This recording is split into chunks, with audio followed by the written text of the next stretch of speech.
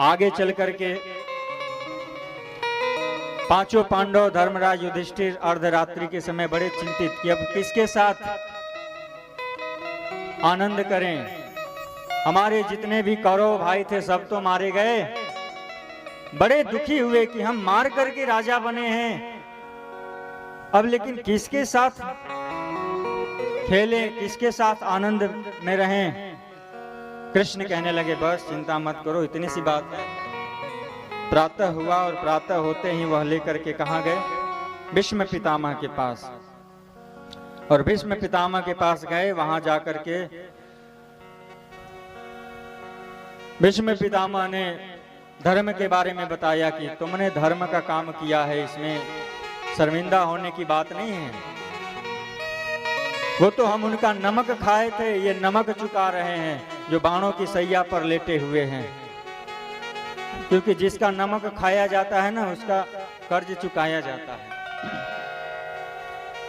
आगे चल करके दान धर्म, राजधर्म, मोक्ष धर्म, स्त्री धर्म, भगवत धर्म, इस प्रकार से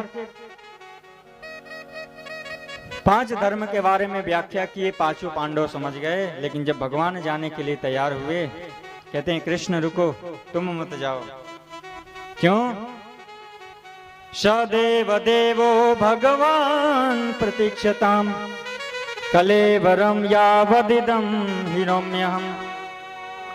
हे कृष्ण, आप हमारे सामने ऐसे ही खड़े रहिए। यदि भक्त कह दे तो भगवान कैसे जाएंगे। प्रतीक्षताम, हमारी प्रतीक्षा करो जब तक हमारी मृत्यु ना आ जाए। प्रतीक्षा करा रहे हैं भीष्म पितामह।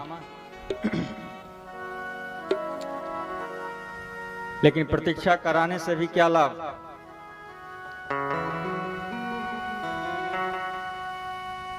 कहते हैं भीष्म पितामह को इच्छा मृत्यु का वरदान मिला था। जब तक उनकी इच्छा नहीं होगी वह मृत्यु को प्राप्त नहीं करेंगे। तब यहां पर भीष्म पितामह समझ गए कि कृष्ण का मोह क्यों लटका हुआ है। अरे कृष्ण चिंता मत करो, ज्यादा देर तक इंतजार नहीं कराएंगे, कुछ ही क्षण में हम इस शरीर को त्याग देंगे। इति मति रूप कल्पिता वितृष्णा भगवती शाश्वत पुंगवे विभुम्नि। ये जो हमारी मति है ना, ये आपके चरणों में लग जाए, क्योंकि बड़ी दुष्ट है, इधर उधर घूमती रहती है। उसके बाद हम अपने शरीर को त्यागेंगे। 11 श्लोकों में भीष्म पितामह सुंदर स्तुति किए और अपने मन को भगवान के श्री चरण कमलों में डाल करके वो भगवत धाम की ओर चले गए। पुनः कृष्ण के साथ अर्जुन द्वारिका गए।